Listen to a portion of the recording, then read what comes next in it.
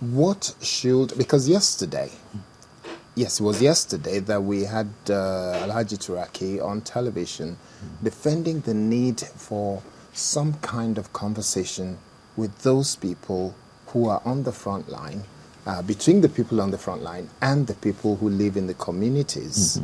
What's your thought about that? Because there's no way you will have Boko Haram keep killing people and the JTF fighting them, and then you say there's need for conversation. Well, my brother, I think we are dealing with the results, as my brother earlier said. We are at a very late stage in the development of this process. We are now at the curative, at the combative stage. We are now talking about soldiers moving in, police moving out, and what have you. At the end of the day, Alero, we all have to sit down. We are all going to sit down and discuss. We all must sit down. But should we be having that conversation now? Because it seems like when it's time of it is war, because we refused all along to talk to ourselves.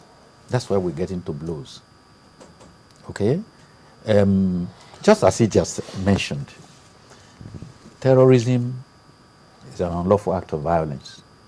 Okay? Definitely. Unlawful act of violence, usually in an organized form, to achieve some ends. Okay? But Mr. Before you Wambole, get to that point, before you get to where you take up arms, before you involve violence, there were certain things that should have been done that were not done. recall that government made overtures Yes. about sitting down and discussing. Yes. And first of all, they were fobbed off. Then later they said, yes, they should go and meet in Saudi Arabia, and these were going to be their spokespersons Yeah. and all that. Yes. We already, So there have been we're overtures. already at the battlefield. That's what I'm saying. We're already at the battlefield. Just like it's also happening with the unions. We wait until things deteriorate very badly. And then we are beginning to pick the pieces. Okay, maybe we should. Sorry, I'm Yeah. sorry to break in Yeah. now. Mr. Daudu, Yes. you are a security expert. When you have issues beyond just security issues, this is not armed robbery. This is not burglary. This is not a case of people running rampage around the town. We're talking of terrorism. When you have something of this nature, everyone around the world tend to say you don't negotiate with terrorists. What's your thought? What makes Nigeria's case different? Because Nigeria is Nigeria. It's because we always do our things outside of the norm. I want to say something about what Alero told us. If you are serious about planning to go and attack or to go and defend a situation, must you make it public? The soldiers are moving from Lagos to the northeast. They will have to go through the roads. They have already exposed those people to danger because of ambush. The Boko Haram people knows that these soldiers are moving to their area. There is every possibility that, okay, they are coming this way. They will pass through so and so bridge, lay mines under that bridge. When they get to it, blow it off. Because the way we organize things is always the problem. And unless we go to the basics, sir, nobody who is living fine. But let's look at the point I raised. The question I'm still asking is, should we be having any conversation with terrorists at all? We have a team put together by Mr. President saying that they should negotiate, they should do reconciliation and have conversation that with is one terrorists. thing that I don't rub off at any point in time. You can negotiate at any time. Did you ever hear of anybody negotiating Well, with Al-Qaeda? that is outside of Nigeria. We are. It is the aftermath of what we have brought on ourselves. But we are here in Nigeria. I subscribe to it that if they want to talk, Let them We come. should. We should. We should talk. It will save the bloodbath. But it is not Boko Haram asking to talk now. It is the federal government Yes, calling yes, Boko Haram yes, to come and yes. talk. Because that's my Yes. concern here, and that's No- the no concern bother. of a lot of if Nigerians. If it is the federal government that is calling the Boko Haram to come and talk, it's good. The only thing I want is peace. How you go about it, no. Okay, we've got a caller on the line. Please, let's take this call. Good morning and welcome to Sunrise. Adema, Good morning. please make your point quickly.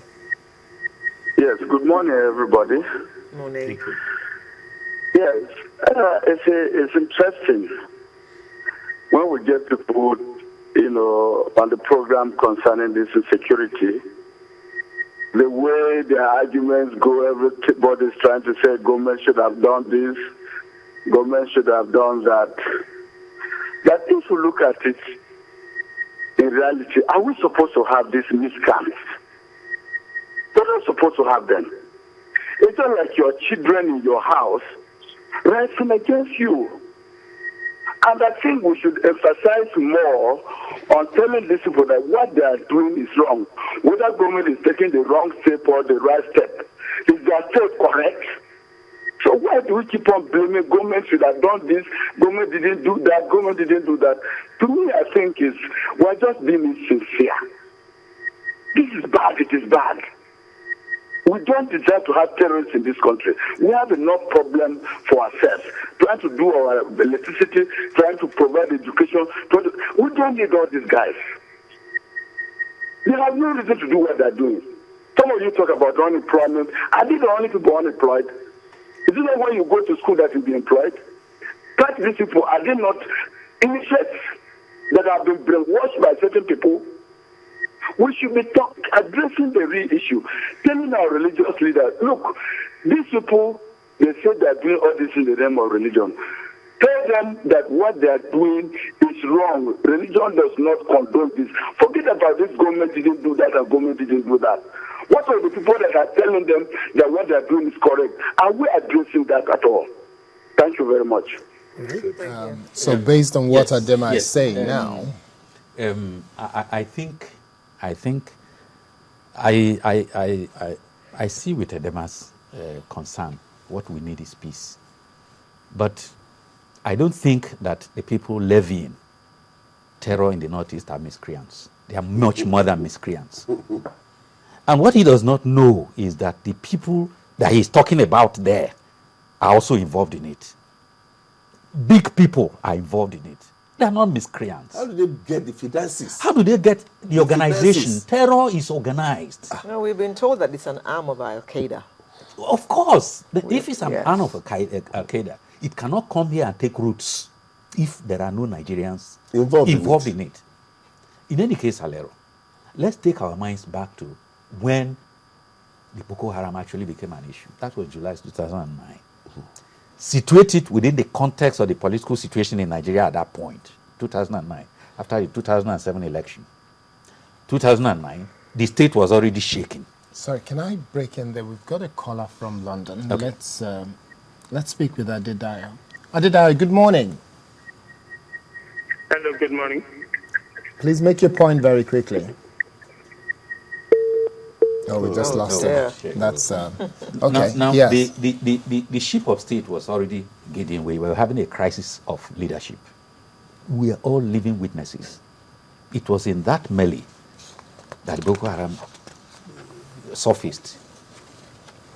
By the time we were having the elections in 2011, it was clear that the people that we are now threatening were not miscreants. After the 2011 election, I'm sure some people thought that this violence will just It was fizzle. a touch and go thing. Now, it was after that, power did not change hands. Okay? And some people are disgruntled. I don't know why Nigerians don't want to face the truth. We are all here. Everything happened in our eyes. We are not children. And I'm telling you, call it Boko Haram, call it Al Qaeda. Maybe sometimes you say we want to Islamize Nigeria. We have heard all that before. But I'm telling you, it's about 2015. That's my own take. Okay. So if you- Okay. Yes, so if you Finish your think point. that these are miscreants, they are not employed, and don't forget that at that same time, we had a crisis in Libya. Okay? And then the Libyan machine, the Gaddafi machine, was also dismantled. All of those machines were spread all over West Africa. It reverberated in Mali. Definitely. We have our own share of it. Because the corridor between us and Libya is desert land. There was nothing. They couldn't stay anywhere And there. the small arms They were moved flowing into in. Nigeria. Moved in with arms, moved in with expertise, moved in with everything. So it's like home was boiling and then kerosene was brought in from outside. Here we are. And they moved to a part of the country where they think, for a number of reasons, we're talking about porous borders and what have you. Definitely. They're having a field day there. They even hoisted their flag. And people are still talking about miscreants. Okay.